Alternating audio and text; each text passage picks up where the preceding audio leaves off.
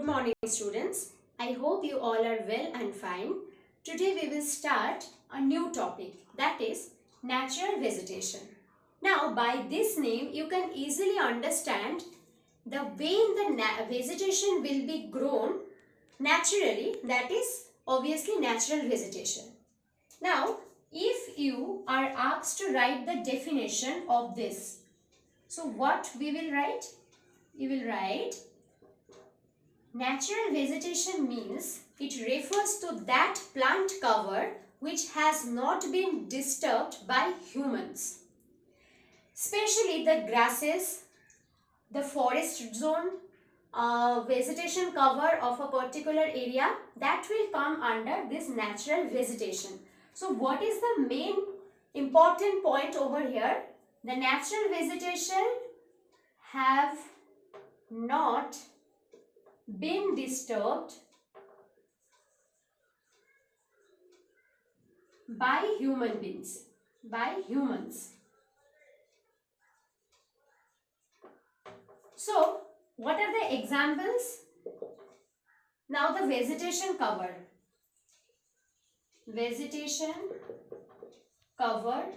of a particular area, the grasslands, these are the natural vegetation. So this vegetation cover, grassland, shrubs, they are generally formed or originated without the help of human beings. That means naturally. So there are basically three important factors are present which work on the various types of natural vegetation. That means why in India or why throughout the world the natural vegetation varies from place to place. Three important factors are present there. Number one, it is soil. Then number two, climate. Number three, topography. So these are the three important factors that generally work on the variation of natural vegetation throughout the world. Now in your syllabus, what is the main topic? First you need to learn what is the definition. And you can find in your book that there are basically three types of natural vegetations are mentioned. First is flora, then vegetation, then last one is forest. Though these three are quite similar to each other, but technically there is a few difference. So what are the differences? So first, what did I say? That is flora.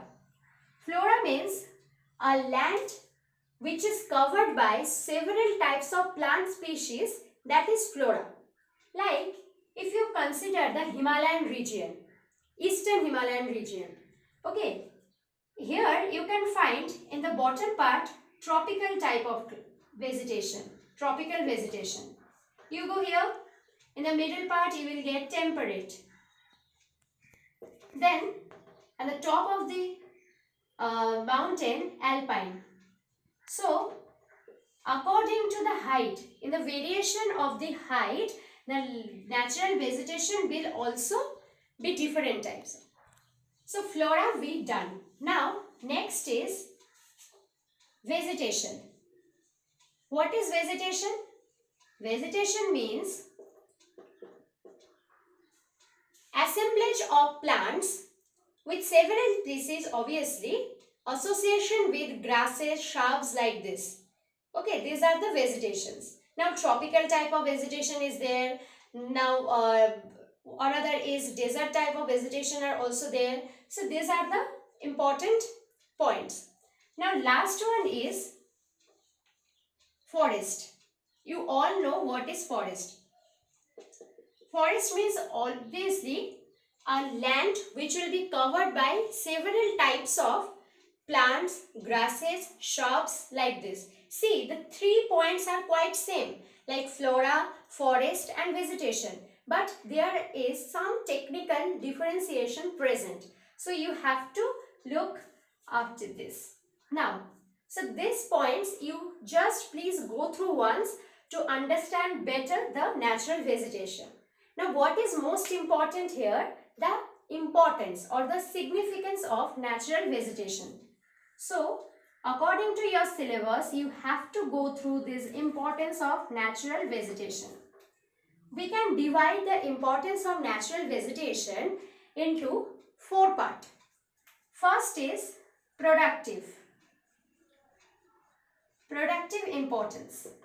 Number 2, protective. Number 3 is acceleratory or accessory.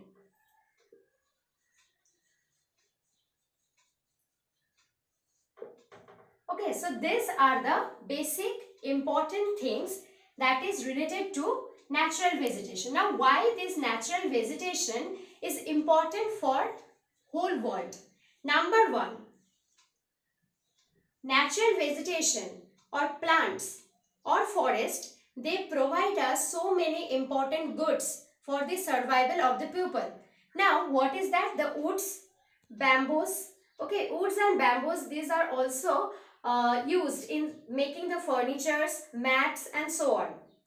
From the forest, we can get the honey also and so many substances that help in the livelihood of the poor people.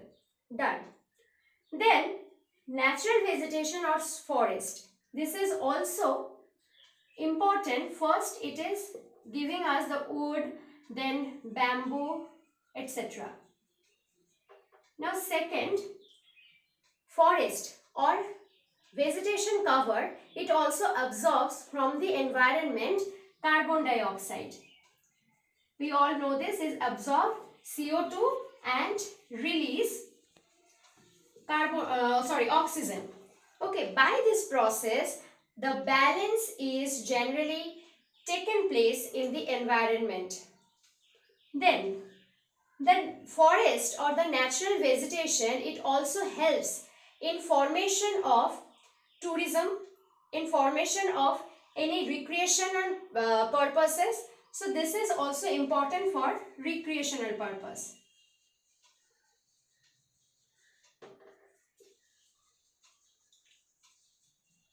And some aesthetic purpose. And last but not the least, natural vegetation or forest cover, it is also important to protect our soil. Okay, it prevents the soil erosion and it also helps to protect the water flow of a particular region. Why so? Because we know through the root of the plant, the vegetation cover or the forest, they can hold the soil tightly. Because of that, it can prevent the soil erosion. Now, next point. So, importance of forest or importance of natural vegetation we have done. Now, next is the classification. So, if you go through the classification, you can get so many points. Today, we will discuss only about the first point, that is tropical evergreen forest. Tropical evergreen. Now, what is the climatic condition for this forest cover or for this natural vegetation? Number 1, annual rainfall should be 200 to 250 centimeter. Number 2, temperature. Generally, it should remain 25 to 27 degrees centigrade and more. And number 3, humidity. Humidity should be more than 70%. So, these are the climatic condition for tropical evergreen forest. Annual rainfall should remain between 200 to 250 centimeter. Temperature should remain 25 to 27 degree and so on and more. And last is humidity. It should be more than 70%. Now, in India, where you can find this tropical evergreen forest. So, here I am drawing India's map.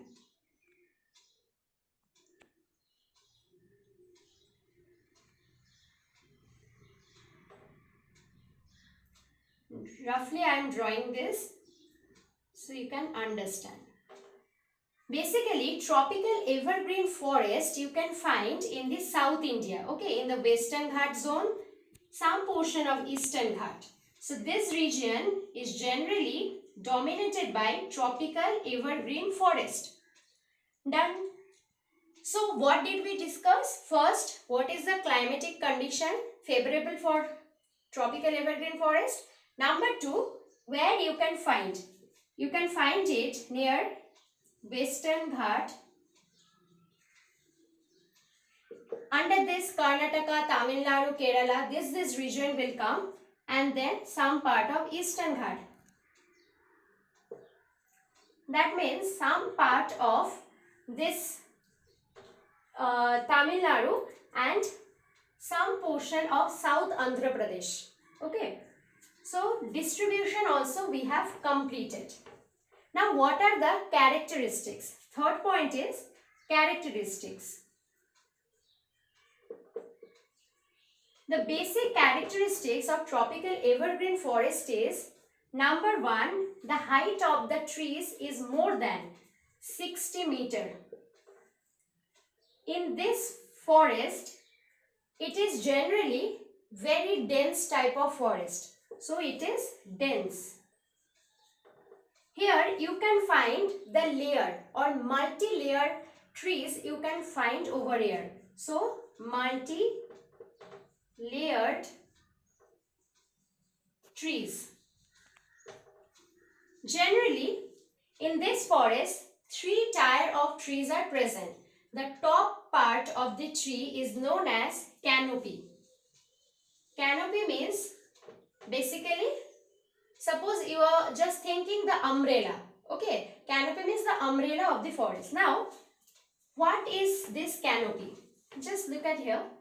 This is the longest tree.